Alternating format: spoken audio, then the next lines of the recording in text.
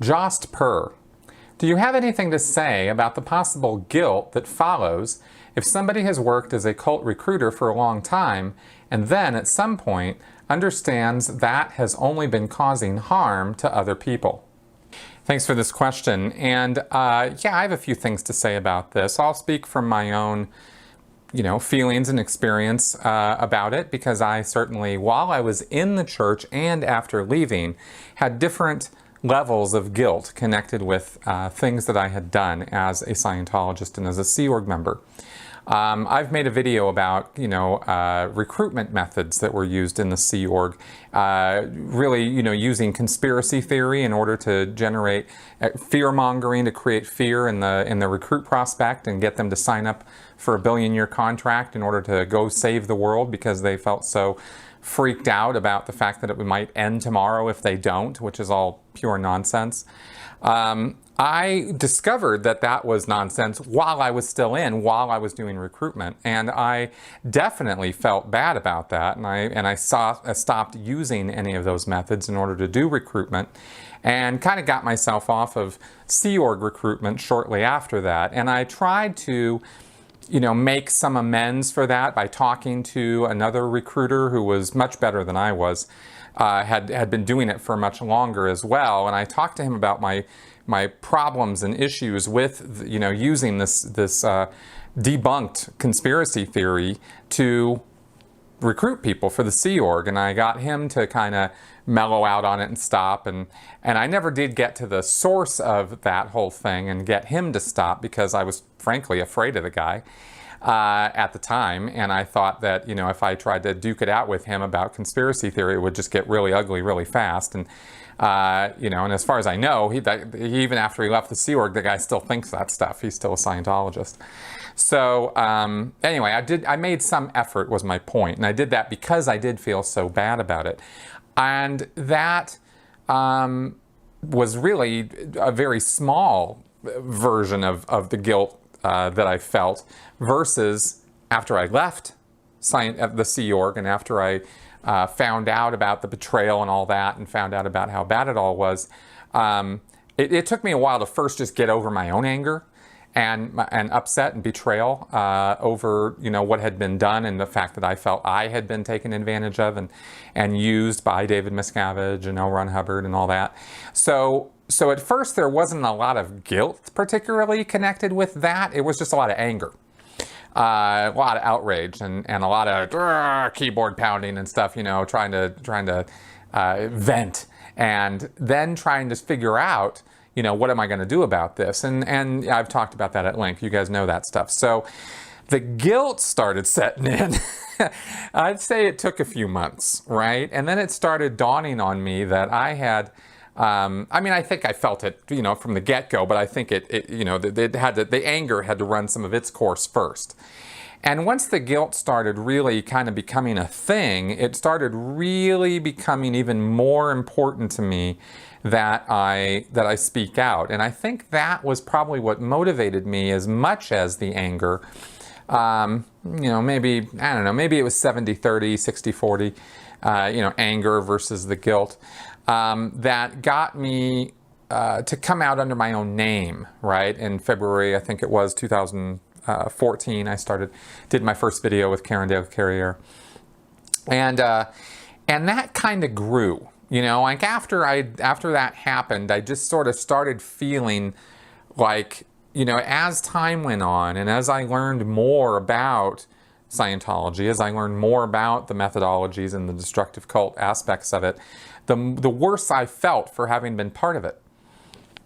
There was outrage, but there was also this really bad feeling in the pit of my stomach about the fact that I had recruited people into this. I had recovered people back into Scientology. That was a real rough one, because I was pretty good at recovering people. I got a lot of people back in. I mean, I think the total figure one time when I was doing my production record was something like 70, 80 people, something like that I had rounded up and gotten back on into orgs who otherwise would not have done that.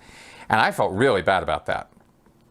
Now, in both of these cases, I guess where this is going is that I felt an urge and a need to make some kind of amends, to do something, above and beyond, I guess, or to do something, that I would feel was effective somehow to deal with what I had done in the past.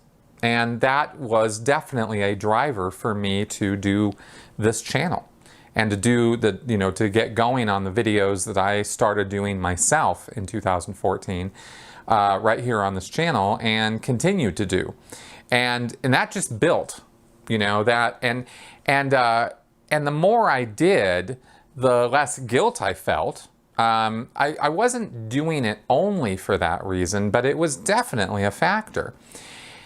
Now, I watched, Marty Rathbun came out of the church way before I did and started doing independent auditing down in Texas, and then was speaking out, and then was going on TV shows. And that was, all that exposure in the Tampa Bay Times, the SP Rundown article and all that, that was happening as I was leaving the church. So I watched, a guy who I knew had dirty hands, who had, was very guilty conscience, or at least should have, because he had been second in command of Scientology. And I watched him, do what he was doing on TV, on lots of different things, exposing Scientology. And I thought, I watched some people be very critical of him still, and, well, he's not telling everything, and, well, he's this, and, well, he's that. And I thought, well, yeah, but look at all the things that he's doing, And I felt, kind of not like I was as guilty as I thought he might be, but I still felt like he was doing something that was, proportionate to the, maybe the amount of damage he had caused, not knowing how much damage he had caused, of course, over all those years. So this was just my own take on it, right or wrong, right? And probably wrong. But I can only really say that in hindsight. At the time, it seemed like, he was on the up and up.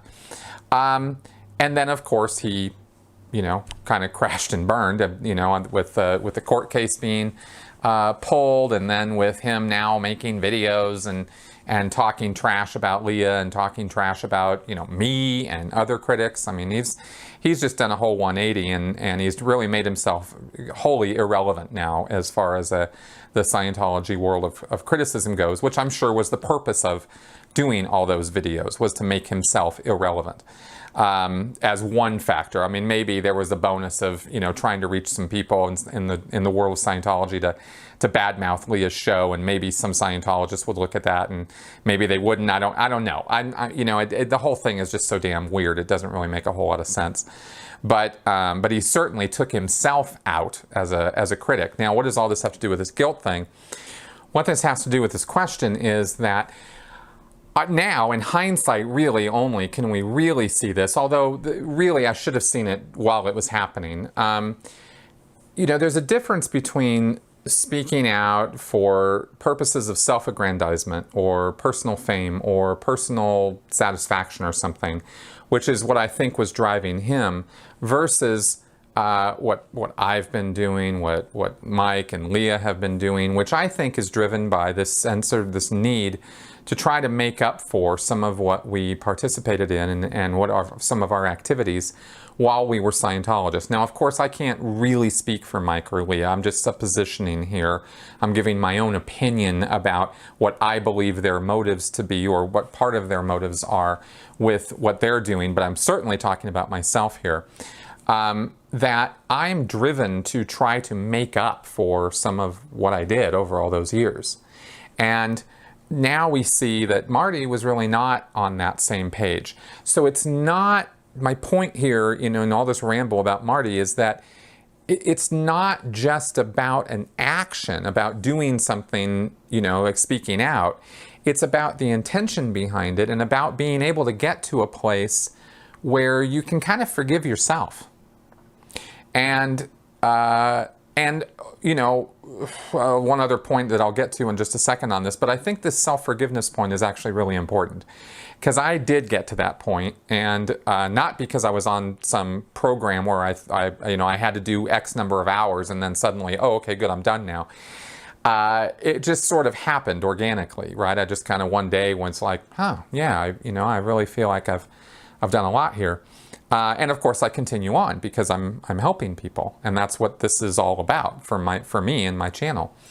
I don't think that was ever what was driving Marty, which is why he, could cave and turn, which I could never do. I just no way I could ever do what he did.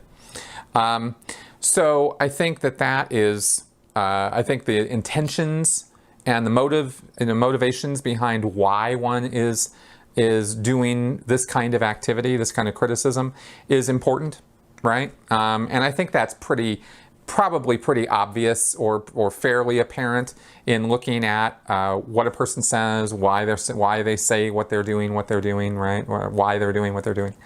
So, so there's that. And the other thing, of course, is that the other part of this is not just speaking out, but also seeking out those people that I have harmed through social media or in person, and apologizing, right? Like, hey, I'm really sorry, I have done that.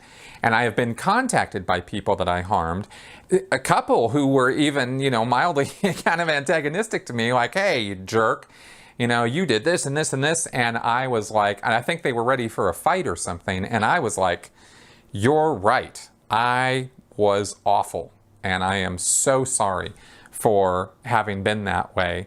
And, and being really honest about that, and being really willing to, to fess up to and be very, very wrong about, what the actions that I took in the past. So I think that's also part of this, self-forgiveness, sort of dealing with the guilt journey. And so now I've come to a place where I'm not really feeling a whole lot of guilt anymore about all those years that I was in. It bothers me. I have regrets, no doubt about it, but I'm not plagued by, the need to do what I'm doing now because of that guilt. Now I'm doing what I'm doing, not because I'm angry and not because I'm guilty, but because I am helping people, and that's what I really, really want to do. And I know I'm helping people because people tell me that I'm helping them, not because I think that, or I'm on some, trumped up idea that I'm so good. I wouldn't particularly, I'm constantly surprised by the feedback I get from people as to how much help I'm actually able to give through the work that I've done. So, so now it's just kind of an honor and a privilege to be able to do that. And that's kind of the position I'm in now.